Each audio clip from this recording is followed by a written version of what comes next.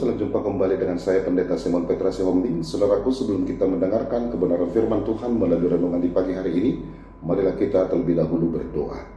Damai sejahtera Bapa yang melampaui segala akal, itulah yang memelihara hati dan pikiranmu di dalam Kristus Yesus Tuhan kita. Amin. Saudaraku terkasih, firman Tuhan renungan di pagi hari ini tertulis dari 1 Raja-Raja 3 ayat 9. Demikianlah firman-Nya. Maka berikanlah kepada hambamu ini hati yang paham menimbang perkara untuk menghakimi umatmu dengan dapat membedakan antara yang baik dan yang jahat.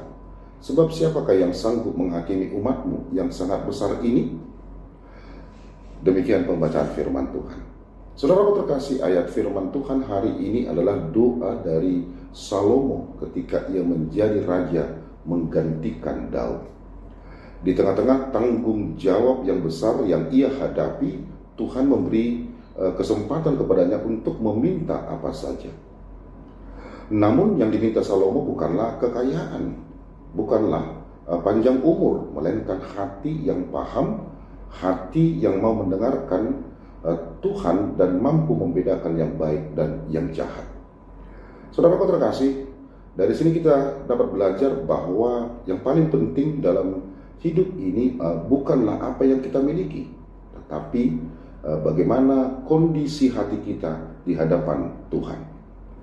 Sering sekali kita datang kepada Tuhan dengan banyak permintaan. Kita meminta berkat, kita meminta perlindungan, kita meminta jalan keluar dari setiap masalah-masalah kita. Saudaraku, semuanya itu baik. Tetapi firman Tuhan hari ini mengingatkan kita untuk meminta sesuatu yang lebih mendasar, yaitu hikmat dan hati yang peka terhadap suara Tuhan.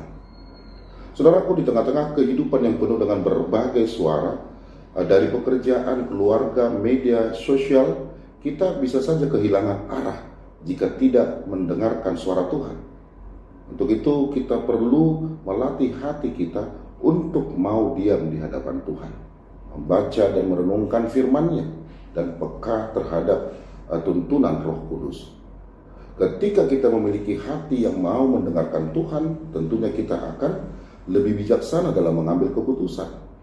Kita tidak akan mudah terpengaruh oleh hal-hal yang menyesatkan, dan kita mampu berjalan sesuai dengan kehendak-Nya.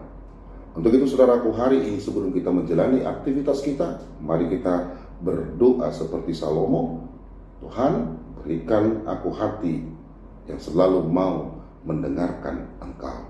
Amin. Marilah kita berdoa. Bapa dalam surga, terima kasih ya Tuhan untuk firman-Mu. Engkau mengingatkan kami agar kami senantiasa menyerahkan segala kehidupan kami ini hanya ke dalam tangan Tuhan dan tuntunan Tuhan saja. Bapa dalam surga, berkati kami di tengah-tengah pelayanan kami, berkati kami di tengah-tengah keluarga kami, dan berkati juga buat setiap jemaat yang mengalami sakit penyakit. Tuhan yang memberikan kesembuhan bagi mereka. Di dalam Kristus Yesus saya berdoa. Amin. Selamat beraktivitas, tetap semangat saudaraku. Tuhan Yesus Kristus memberkati kita semua.